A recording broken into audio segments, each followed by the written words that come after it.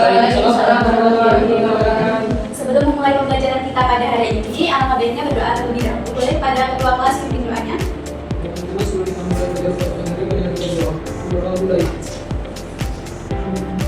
Doa selesai. Ibu absen terlebih dahulu ya. Aisyah Zat Nisa, hadir Ibu. Iken Adrisela Angelina, hadir Ibu. Nikita Rahayu, hadir Ibu. Mutia Nur Anissa, hadir Ibu. Oke, hadir semua ya. Ada yang tidak masuk? Siapa? Yuni. Kenapa dia tidak masuk? Oke, cuma Yuni berarti ya yang tidak masuk. Nah, sesuai yang sudah Ibu katakan pada minggu lalu bahwa minggu ini kita akan belajar tentang materi distribusi seragam. Nah, tujuan dari pembelajaran kita pada hari ini yaitu yang pertama, melalui model pembelajaran discovery learning, hal itu diharapkan dapat menjelaskan konsep distribusi seragam dengan benar. Kemudian, melalui kegiatan diskusi dan pengamatan ruang sampel, kalian diharapkan dapat menentukan suatu kejadian dari suatu percobaan dengan tepat. Dan melalui pengerjaan LKM, kalian juga diharapkan dapat menentukan peluang suatu kejadian pada percobaan kemungkinan asli distribusi seragam dengan benar juga. Oke, pada pertemuan sebelumnya itu kita membahas tentang peluang, kemudian ruang sampel, kejadian sederhana dan juga kejadian majemuk. Nah, sekarang Ibu mau nanya nih, jika sebuah dadu dilempar, menurut kalian hasil apa saja yang akan muncul? Sampai 6. Angka 1 sampai 6.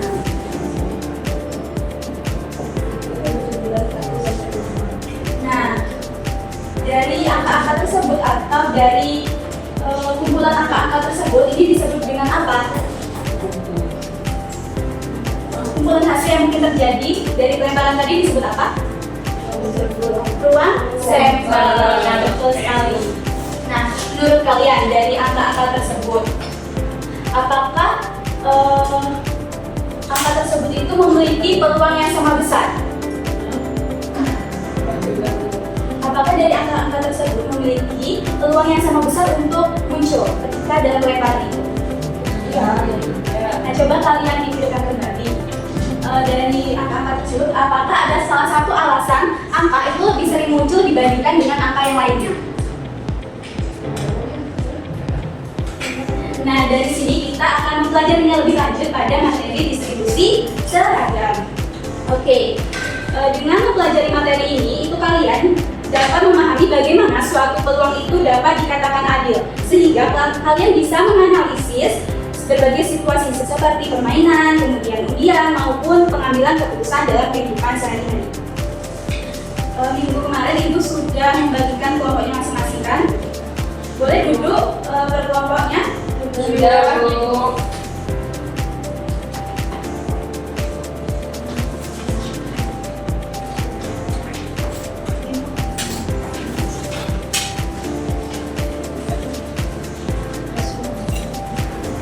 Boleh pada masing-masing kelompok sebelum memulai pembelajarannya siapkan alat tulisnya terlebih dahulu.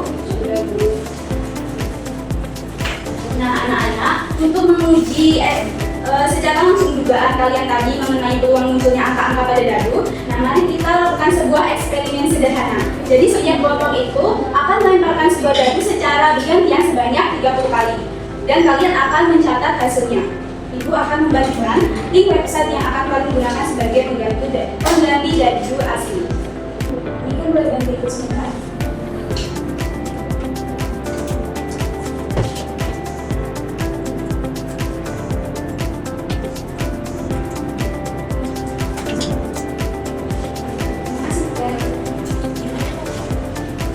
Oke, jadi cara penggunaan website ini itu kalian tinggal pencet pada bagian gunung.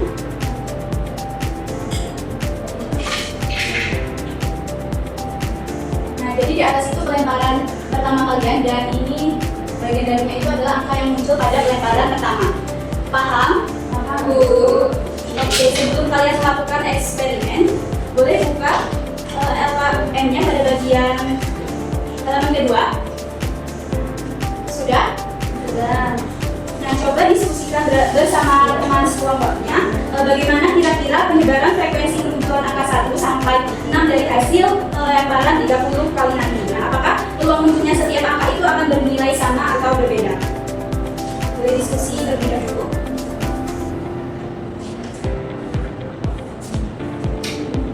jawaban kalian boleh diisi pada kolom yang sudah tersedia ya.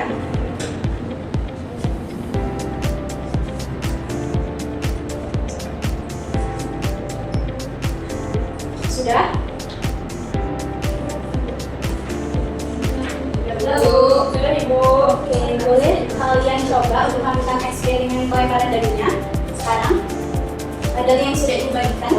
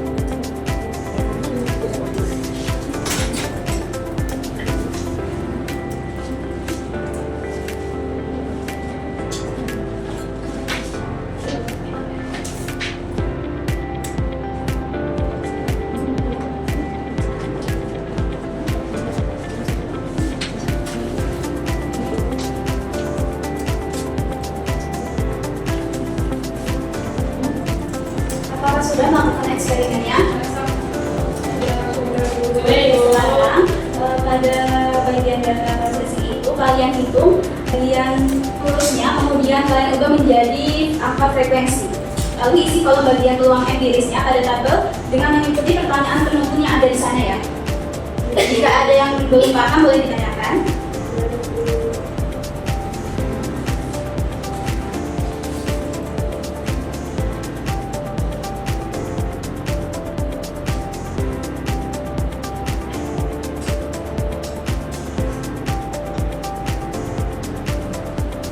Apakah sudah? Sudah. Oke, selanjutnya gunakan pengetahuan kalian dari minggu lalu mengenai ruang sampel, kemudian peluang kejadian tunggal untuk menjawab pertanyaan nomor 1 sampai nomor 3 pada bagian verification.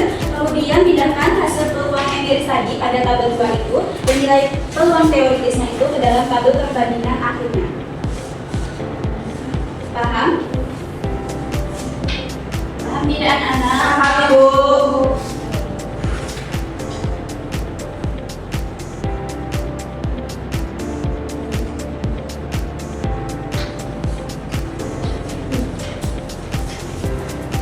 Sudah semuanya? Sudah, Bu. Oke, pada bagian bawah tabel itu, coba kalian perhatikan kolom peluang teoritis pada tabel 2 dari angka dadu 1 sampai 6 di RKM kalian. Nah, apa yang kalian temukan dari nilai-nilai tersebut? Ada yang bisa menjawab? Ada yang tahu apa yang bisa ditemukan dari nilai-nilai pada peluang teoritisnya? Bahwasanya untuk angka 1 sampai 6 sama semua Bu, karena setiap titik sampel pada data itu nilai sama besar sama rata. Oke, betul ya yang dikatakan Aisyah tadi.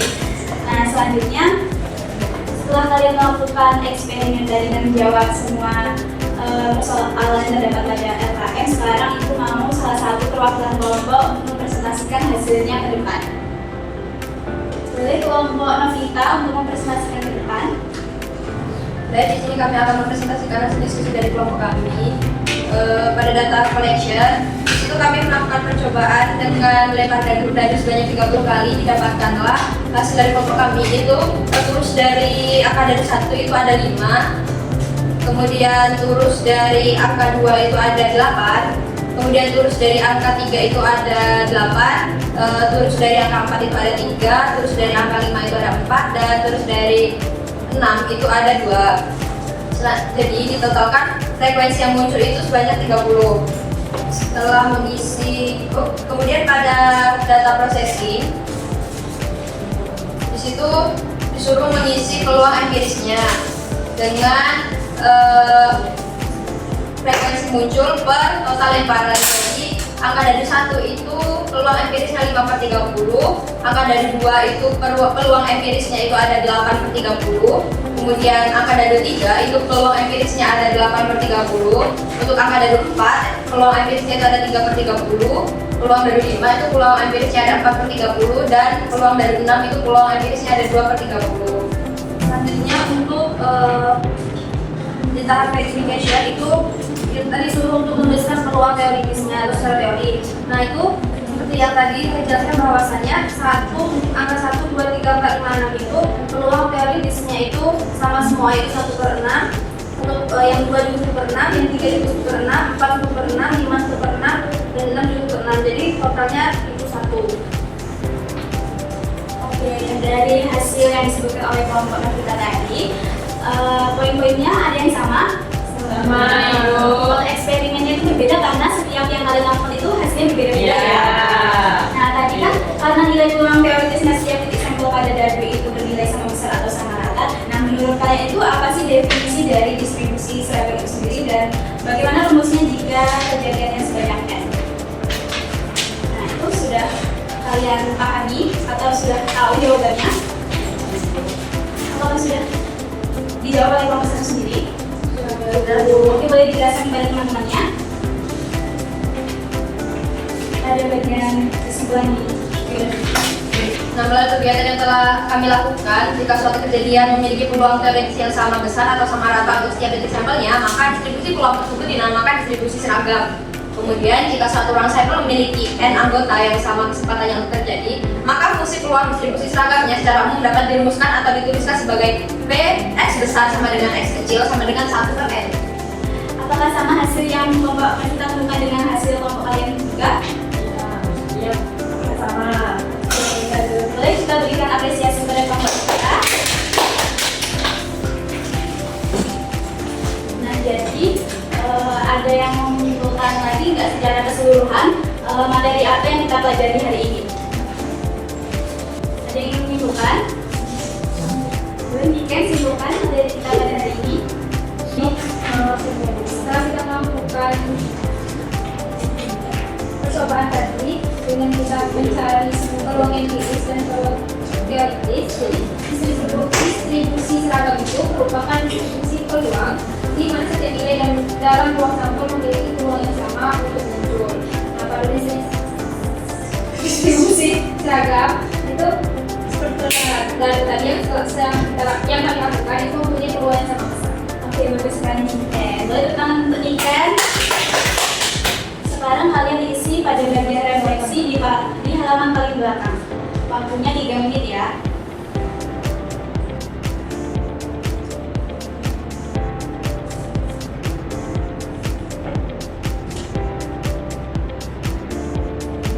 Sudah? Boleh dikumpulkan LKM-nya.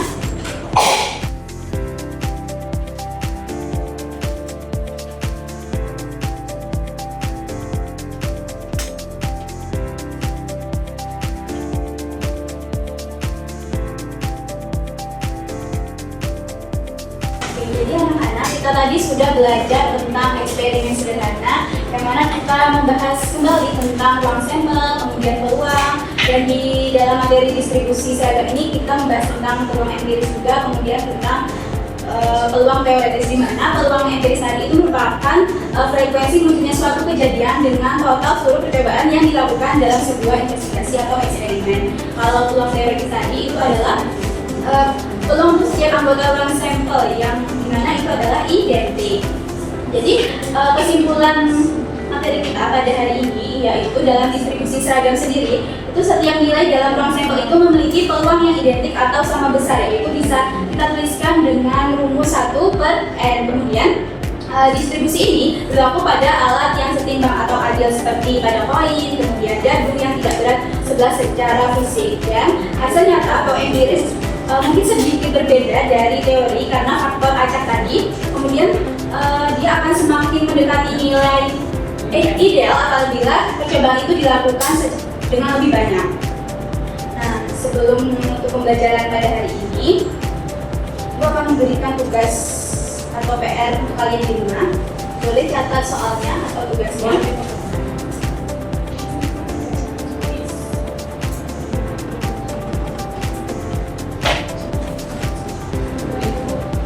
Sudah? Oke, jadi anak-anak itulah tadi pembelajaran kita hari ini mengenai materi distribusi seragam. minggu depan kita akan belajar tentang materi distribusi binomial ya.